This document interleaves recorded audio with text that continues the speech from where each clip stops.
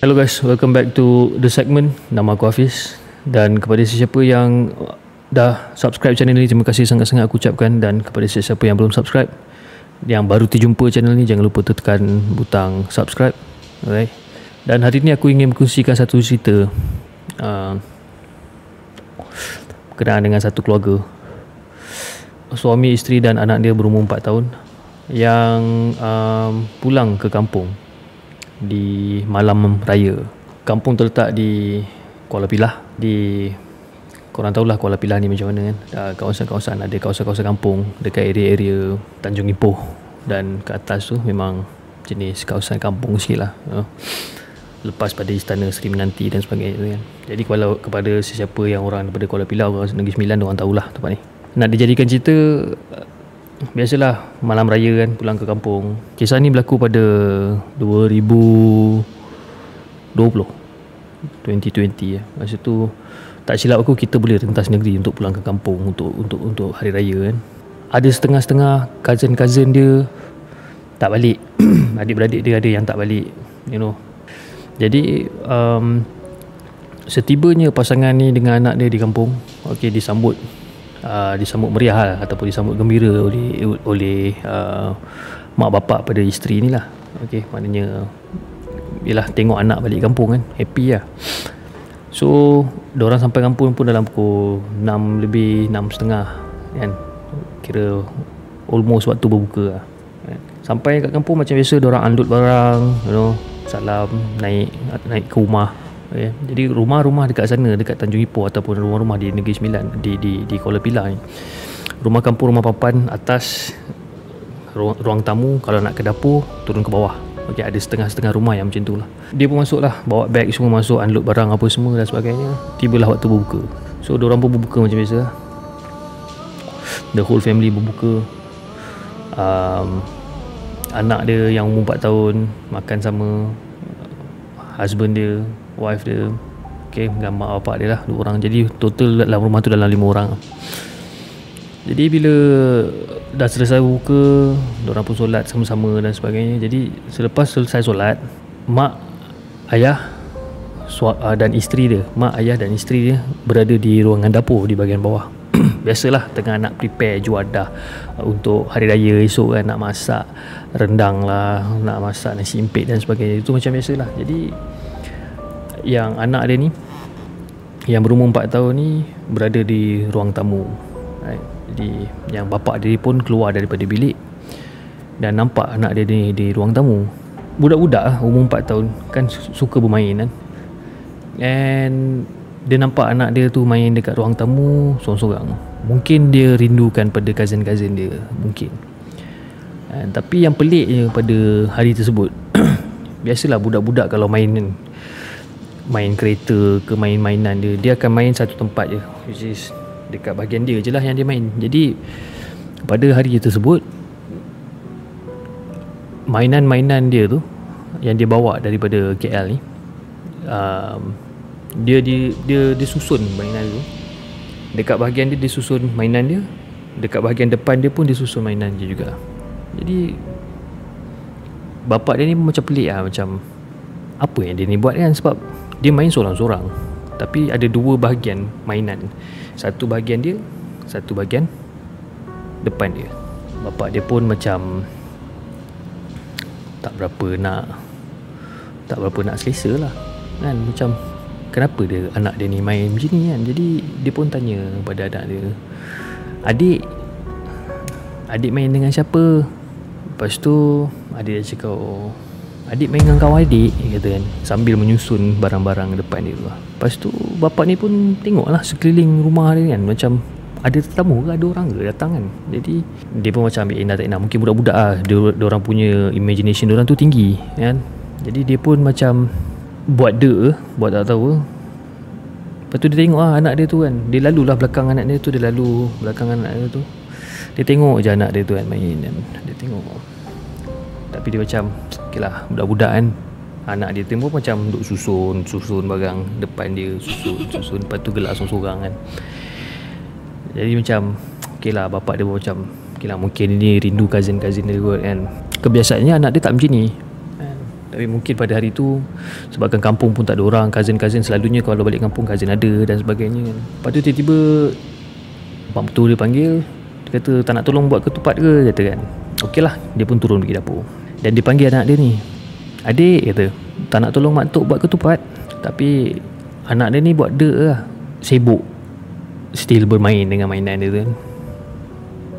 Lepas tu bapak dia tanya lagi, betul ke kan, tak nak tengok ataupun tak nak tolong mak tok ni buat ketupat, kata. And anak dia still tak bagi respon juga. So dia pun macam malas nak ambil pot. Dia pun okay lah, tak apalah, anak dia pun main seorang-seorang kat atas. Dan dia pun turun bawah tolong mak mertua dia buat ketupat kan, masak kat belakang dan sebagainya. So dia ambil pisau masa tu lah. Dia tengah ambil pisau, dia tengah potong bawang. Dia potong bawang, dia rasa macam tak sedap hati lah. Masa dia tengah memotong bawang ni, dia rasa tak sedap hati kan. Tak sedap hati, dan dia letak pisau di atas meja. Dan dia terus naik balik dekat ruang tamu. Lepas tu dia tengok anak dia macam menangis. Dia isak-isak nangis kan. Dia macam, apalah nak aku nangis ni tiba-tiba kan. Tak ada ribut, tak ada angin, tak ada ribut, tiba-tiba anak dia nangis. Dia tanya pada anak dia, macam, adik kenapa adik nangis ni kan. Lepas tu anak dia menjawab, tua kawan adik kan, kacau adik, kata kan. Untuk budak umur 4 tahun 5 tahun ni, kira macam bila dia dapat bercakap tu, kira bagi aku hebat lah. Macam bapak dia pun macam pelik lah, kacau apa benda kacau. Dia pun tengok pandang sekeliling kan, tengok ada orang kacau. Dia getak kan, pandang kiri, pandang kanan, depan, belakang, tak ada orang. Jadi macam bapak dia pun macam okay lah, mungkin anak dia ni dia punya imagination dia kuat sangat ke apa. Jomlah adik, kita main kat dapur lah, dia kata. Kita main kat dapur, tak best lah main sorang-sorang kat sini kan. Sambil nak pimpin lah tangan anak dia ni nak turun ke bawah. Lepas tu anak dia tarik balik tangan dia, cakap tak nak. Lepas tu dia pujuk lagi, jomlah adik, jomlah kita pergi main dekat dapur, kita tengok mak tok masak kan.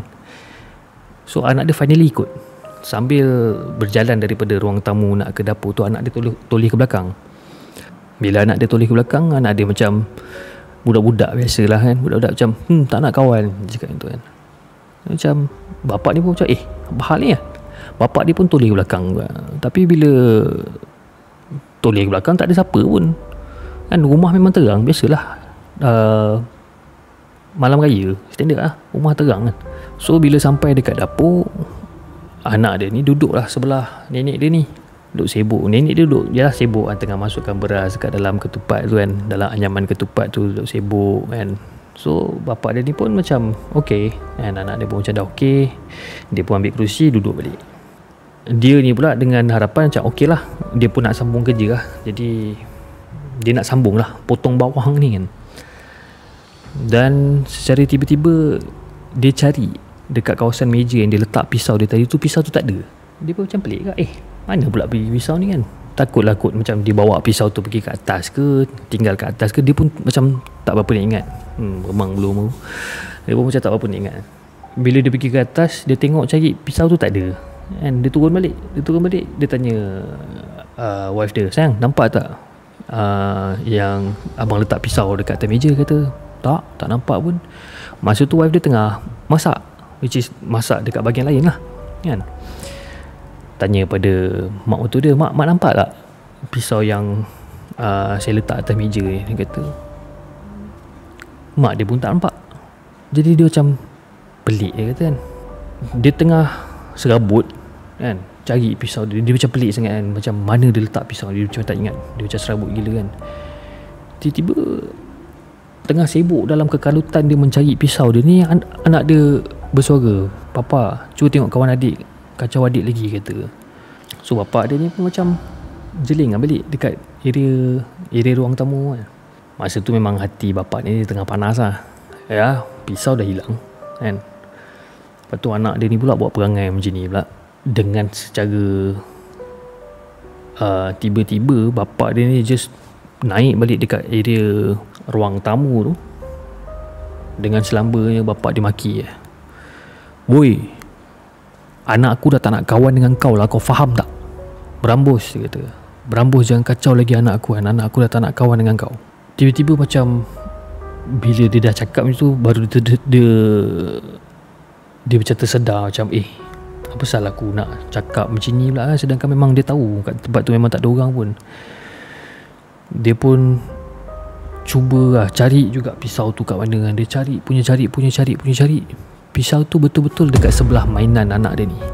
So mungkin dalam hati dia cakap macam okey lah, mungkin dia lah kot yang tersalah letak pisau dekat situ masa tengah nak pujuk anak dia tu kan.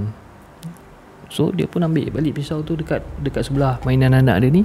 Dia turun balik pergi dapur dan teruskan memotong bawang ni.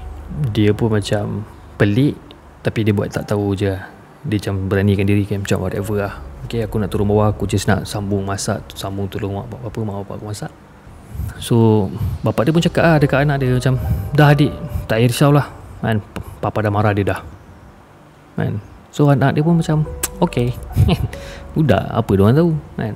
So lepas pada kejadian tu, sampailah ke tengah malam pun anak dia tak ada komplain lah. Anak dia tak ada komplain yang kata ada orang kacau dia ke, ada budak tak nak kawan dengan dia apa ke kan. Tak ada, memang tak ada.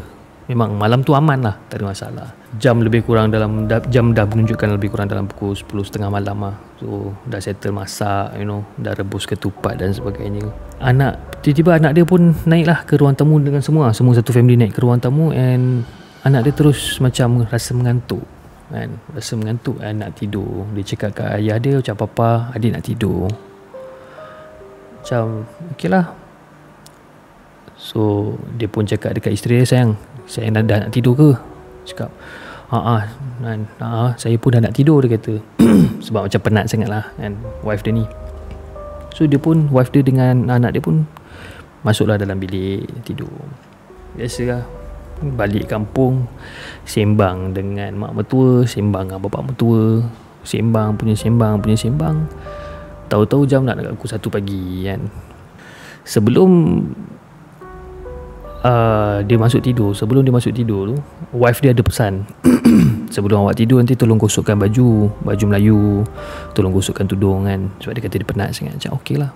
Jadi tempat ironing board semua tu dekat bahagian ruang tamu tu jugalah, kat bahagian luar.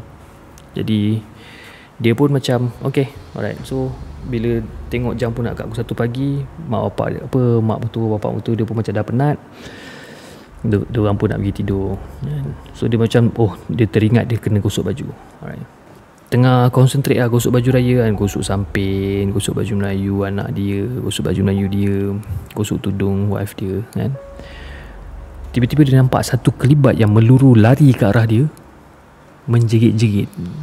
Rupa-rupanya itu anak dia lah.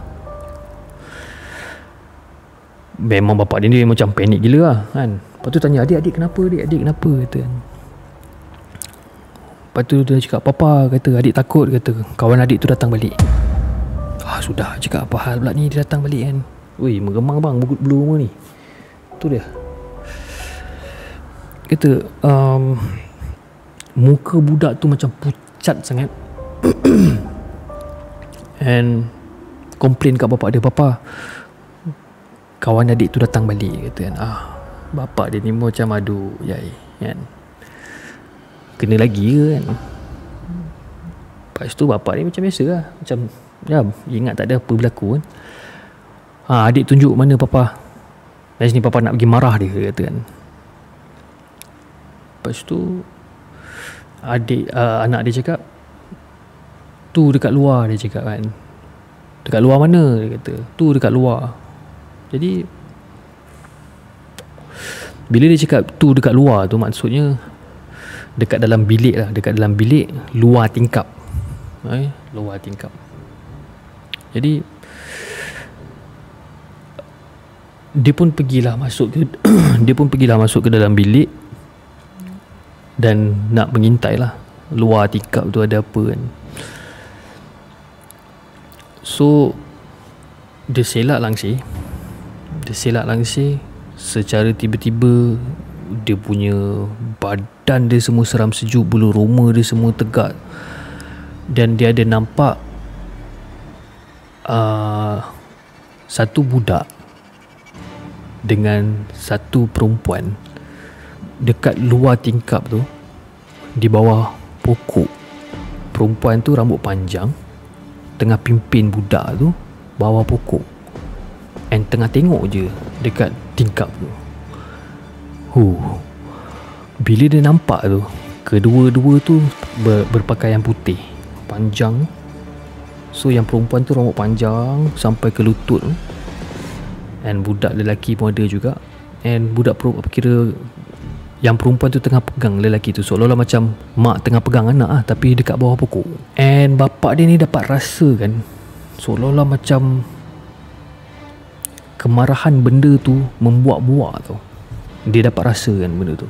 Anak dia ni pun macam duk tarik baju bapak dia ni macam, Pa, adik takut, Pa, adik takut, Pa, adik takut. Kita sebagai bapak, takkan kita nak tunjuk yang kita takut juga. Tapi memang dia bapak dia pun memang agak takut lah kan? Dia ni memang takut. Sebab bila dia nampak benda tu, dia terus rasa takut.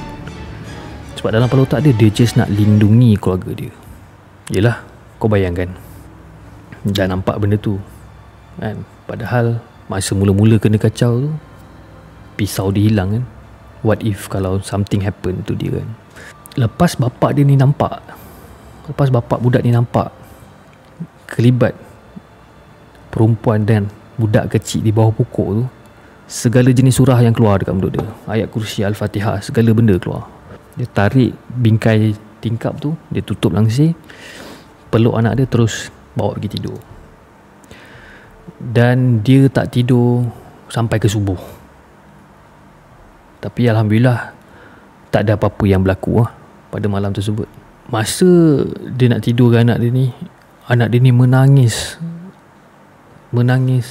lama. Menangis lama sampai isteri dia terjaga kan. Dan isteri dia pun tanya, abang kenapa ni bang kan, adik menangis macam ni apa semua kan. Jadi dia pun tak nak ceritakan sangat dengan isteri dia, sebab tak nak isteri dia takut kan. Dia kata tak ada apa, mungkin sakit perut kot, cakap kan. Tak ada apa lah yang, tidur je lah kata. Dan dia tak beritahu apa yang terjadi pada anak dia pada malam raya tersebut kan. Selalunya diorang duduk kat sana dalam 2 malam 3 malam, tapi pada raya waktu tu dia cakap dekat mak mertua dia yang dia terpaksa balik awal sebab ada urusan penting kerja yang dia kena selesaikan dekat KL. Jadi diorang pun lepas raya pertama, sebelum asar balik KL. Bagi aku, benda-benda macam ni memang ada sebenarnya kan? Dan hanya orang-orang tertentu je yang boleh nampak kan. Jadi, tapi korang kena ingat lah, walau macam mana sekalipun diorang tak boleh nak tarik nyawa kita, tak boleh. Ya, diorang boleh ganggu kau secara emosional dan fizikal. Diorang boleh ganggu. Tapi nama yang diorang nak bunuh kau ke, ataupun diorang nak buat kau sampai mati ke, tak ada. Hidup mati ni semua kerja Allah, bukan kerja diorang. Diorang tu pun makhluk macam kita juga, cuma berlainan dari segi rupa paras, berlainan. Jadi itulah kisah yang aku nak kongsi dengan korang pada malam ini. Dan aku harap korang suka dengan cerita yang aku sampaikan ni. Okay? Kalau korang rasa korang nak berkongsi cerita dengan The Segment, why not korang hantar email kepada kami, hellosegment@gmail.com, ataupun korang boleh DM kat kita orang di Instagram @hellosegment, dan kita akan pilih cerita-cerita yang terbaik untuk kita kongsikan bersama. Okay? So guys, aku rasa itu saja untuk malam ini. Alright, sekarang jam pun dah pukul 2.15 pagi. Okay, jangan lupa like, share dan subscribe channel The Segment, dan kita akan jumpa lagi on the next coming episode. Assalamualaikum.